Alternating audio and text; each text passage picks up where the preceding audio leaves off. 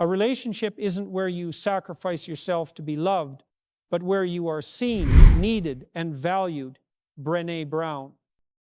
Have you ever felt like you're loving someone who doesn't really need you? You give everything, try your hardest to hold the relationship together, yet the distance keeps growing and your heart grows colder? You're not alone. Many people who love avoidance, those who keep their distance and rarely open up, struggle with that feeling. But here's a little known truth. Avoidants aren't usually drawn to unconditional giving or unlimited indulgence. They fall in love when you give less and ask for more. Sounds contradictory, right? But that's how their brain and nervous system work, driven by complex hormones like oxytocin and vasopressin chemicals that create bonding, commitment, and the feeling of being needed. You may have heard of the love hormone, oxytocin, but vasopressin is the key to unlocking deeper connection, especially with avoidance. So how do you balance giving and receiving? How do you get loved without losing yourself in an avoidant relationship? Today's video will take you on a journey to uncover the scientific and psychological secrets behind avoidant relationships, and more importantly, how you can learn to be loved the way you truly deserve. Before we dive into how avoidant individuals react in love, it's crucial to understand two key hormones that play vital roles in bonding and intimacy: oxytocin and vasopressin. Oxytocin, often dubbed the love hormone or the cuddle hormone, is a neurochemical produced primarily in the hypothalamus and released by the pituitary gland. It plays a pivotal role in fostering attachment, trust, and feelings of safety between individuals. You might have heard of oxytocin in contexts such as a mother holding her baby, warm hugs, or close physical contact between partners. Oxytocin is what creates that feeling of bonding, making us crave closeness and protection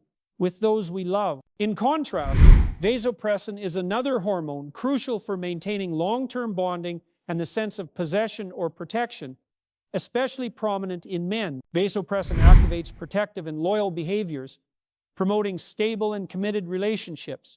However, for people with an avoidant attachment style, activating oxytocin isn't as straightforward or natural as it is for others.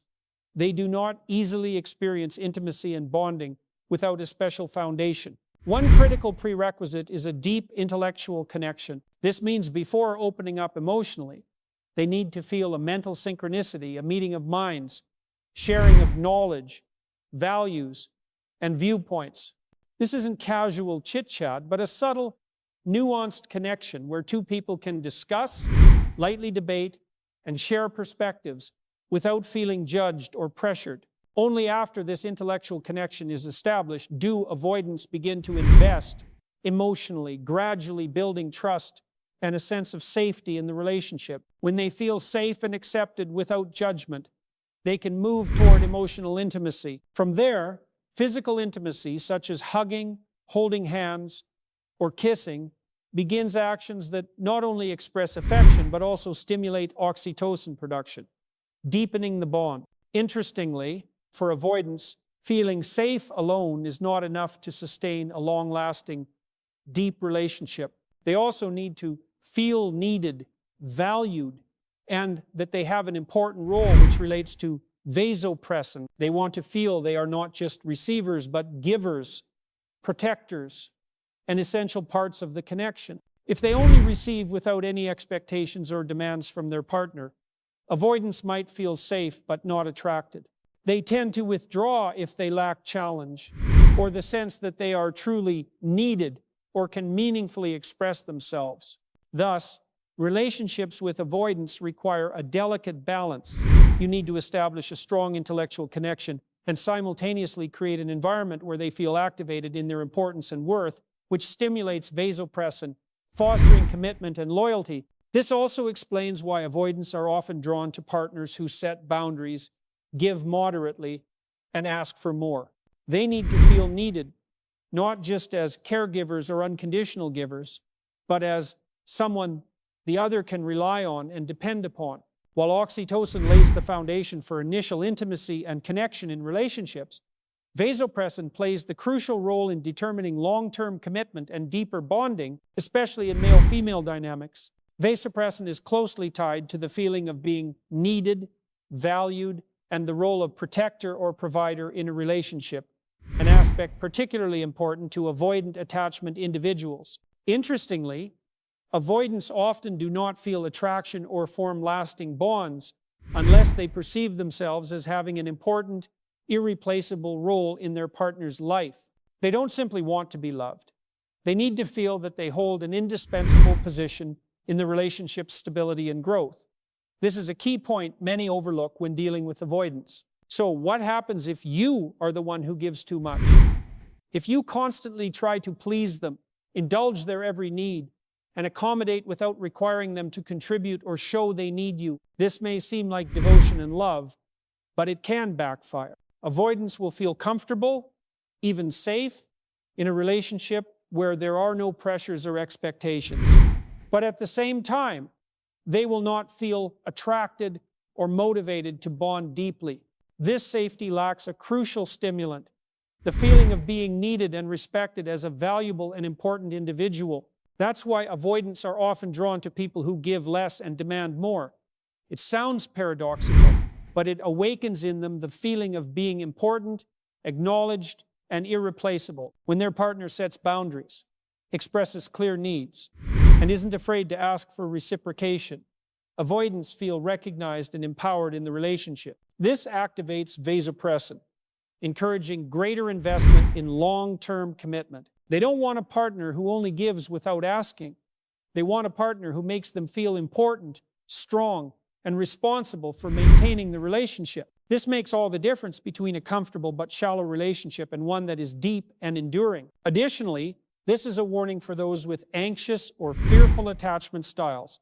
Giving too much without demanding anything in return may unintentionally slow down the deep bonding process with an avoidant. The more you do everything unilaterally, the more they tend to withdraw due to lacking the sense that they must fight to keep the relationship. Therefore, when building a relationship with an avoidant, knowing how to maintain and express your own value through requests and boundaries is essential. This isn't selfishness. It's creating an energetic balance that allows them to feel significant and meaningful, leading to stronger commitment and investment. Now that we understand vasopressin's role and the importance of feeling needed in relationships with avoidance, we will explore how you, especially if you have an anxious or fearful attachment style, can adjust your way of loving and interacting to foster healthy, lasting bonds in the next section. So what does this mean for you if you have an anxious or fearful attachment style in love? If you've ever felt like you give too much,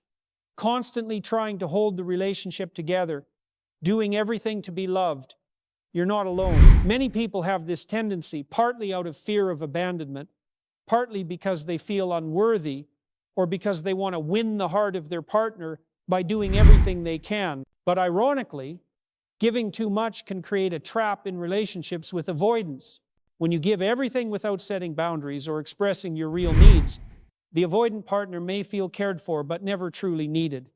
This distinction is subtle but incredibly important. They may feel safe because you're always there, attentive and responsive, but without the feeling of being needed or challenged.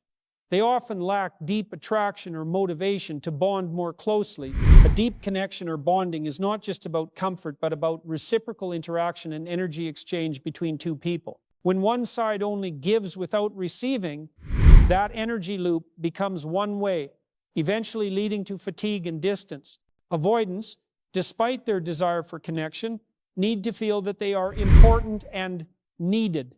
Without this, they tend to withdraw, because their survival instincts push them to avoid relationships where they lose control or feel unvalued. So how can you, as someone with an anxious or fearful attachment style, change yourself to create balance and encourage closer, more committed bonding with an avoidant? First, learn to set healthy boundaries. Boundaries are not rigidity or selfishness. They're how you protect yourself from deeper harm. Knowing when to say no when something doesn't feel right, or when your needs aren't met, means you're maintaining your self-worth and respect. This not only prevents emotional burnout, but also brings clarity and transparency to the relationship. Avoidants, while often emotionally distant, need clear boundaries to understand which behaviors and needs must be respected. Second, Actively express your needs and ask for reciprocation.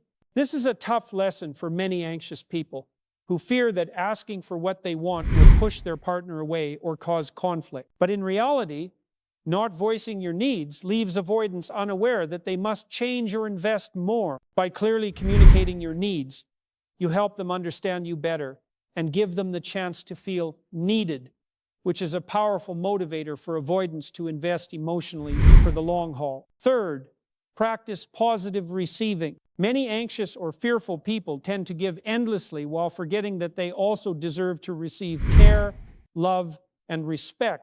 Opening yourself up to accept positivity from your partner creates energetic balance in the relationship. This also activates vasopressin in avoidance. When they see you as someone who both gives and receives with self-respect, they feel more needed and motivated to bond and commit. Simple acts like allowing yourself to accept help, small gestures of kindness, or sincere words from your partner can have a huge impact. Avoidants are sensitive to feelings of being relied on or losing control, so balancing giving and receiving helps them perceive the relationship as fair and mutually respectful. By applying these three principles, setting boundaries, expressing needs clearly, and learning to receive, you not only safeguard your own emotional well-being, but also create a healthy environment that helps the avoidant partner activate vasopressin and begin bonding behaviors for long-term commitment. Once you've learned to set boundaries, express needs, and balance giving and receiving, the next step is to understand how avoidants respond and interact with these boundaries. Change in a relationship isn't just about you. It also depends on whether they can respond and grow. In the next section, we'll explore typical avoidant behaviors when faced with boundaries and how you can maintain your self-worth throughout the process. Instead of blindly giving all your love, learn to balance giving and receiving in your relationship. When you clearly know your boundaries, appreciate your own worth, and express your needs openly, you not only protect your own emotional safety, but also create a healthy space where an avoidant partner can feel secure and connected. Avoidants may not easily show their emotions or openly express their neediness, but when you demonstrate that you are a person of value with limits, who won't tolerate what you cannot bear, they start to feel needed, a powerful catalyst for deep and lasting bonding. They aren't attracted to unconditional sacrifice, but rather to the smart way you set boundaries and love intentionally. Love with an avoidant is not a competition about who gives more. It's about balance, where each person has room to be themselves, to receive respect, and maintain personal independence. This balance allows the relationship to grow healthily and sustainably, instead of falling into a cycle of one-sided giving and withdrawal. You don't need to change them or turn them into someone else.